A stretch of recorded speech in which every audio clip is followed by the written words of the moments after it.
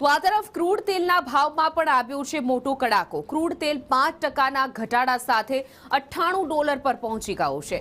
Brent ક્રૂડનો ભાવ $98.65 થયો છે।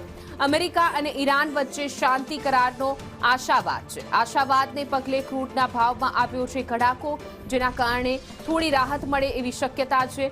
બ્રેન્ટ ક્રૂડ $98ની સપાટીએ પહોંચી ગયો છે, જે થોડા દિવસો પહેલા $100 બેરલની પાર પહોંચી ગયા હતા ભાવ। જો કે હવે અનેક દિવસો બાદ ક્રૂડ તેલની કિંમતો $100ની નીચે નોંધાઈ છે। ક્રૂડ તેલના ભાવમાં મોટો કડાકો જોવા મળ્યો છે। તો ઈરાન અમેરિકા વચ્ચે શાંતિ કરારની જે ચર્ચા ચાલી રહી છે એની અસર ક્યાંક ને ક્યાંક જોવા મળી રહી છે।